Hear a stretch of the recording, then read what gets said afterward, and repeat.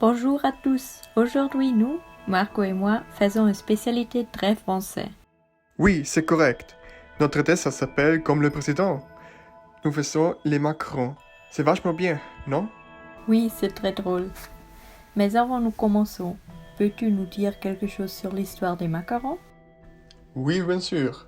Les macarons, c'est une spécialité de la France depuis plus que 200 ans, mais ils sont d'une origine arabe. Premièrement, c'était seulement des petites boules d'amandes et de blanc d'œufs. Ils n'avaient pas une surface jolie ou lisse. De cette forme, c'était une spécialité des monastères français depuis le siècle XVI. Dans le siècle XVIII, on a commencé de remplir les boules avec de la confiture ou une crème.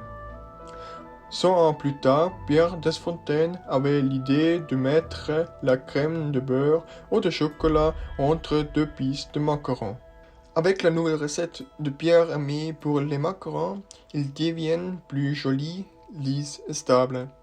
Hermé a ajouté un sirop de sucre. Aujourd'hui, les macarons sont célébrés dans tout le monde. Normalement, ils sont colorés et ont des goûts différents. Très spécial pour une pâtisserie tellement populaire et qu'on le produit à la main. La production est tellement fragile qu'on ne peut pas le produire avec des machines. Maintenant, la recette pour les crèmes. Premièrement, nous faisons une crème de beurre avec de la vanille.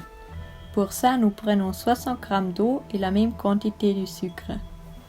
En plus, nous préparons 10 g de jaune d'œuf, 5 g de sucre et 5 g de poudre de vanille. Et dans un autre verre, nous mélangeons 15 g de margarine et 10 g de graisse de coco. Avec une cuillère, nous mélangeons l'œuf, la poudre et le sucre. Maintenant, nous mettons la cassolette sur la cuisinière. Comme ça, nous faisons un sirop de sucre. Nous ajoutons un peu de sirop aux œufs pour les mélanger sans qu'on fasse des œufs brouillés. Après, nous mettons la mixture d'œufs dans le reste du sirop. Maintenant, nous remuons jusqu'à le point où ça devient un petit peu plus lourd. Nous mettons un film alimentaire sur la crème et la crème doit devenir plus froide, donc nous le mettons dans le frigo. Pour les macarons de chocolat, nous préparons une ganache. Nous mettons 100 g de couverture dans une coupe.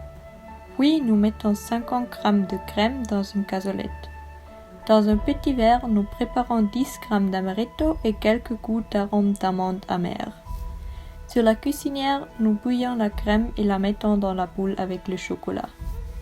Nous les mélangeons jusqu'il n'y a plus de morceaux de couverture et nous ajoutons l'alcool et le miel.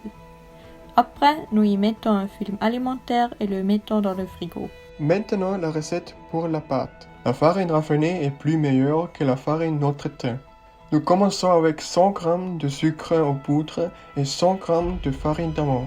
Et nous ajoutons un petit peu de levure chimique. Après, nous battons 60 g de blanc d'œuf avec 40 g de sucre en poudre dans une vase. Nous les battons jusqu'à point qu'on peut dégager le moussoir sans que le petit crème s'écroule.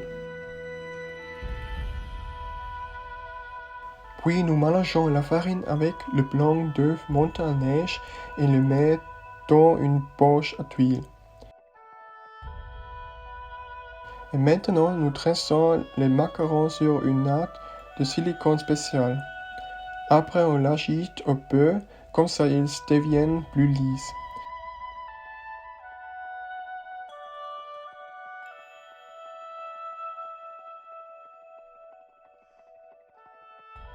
C'est très important que nous attendions au moins une demi-heure avant de les mettre dans le four pour 25 minutes avec 110 degrés. Quand c'est froid, nous préparons 60 g de beurre et un petit peu d'extrait de vanille.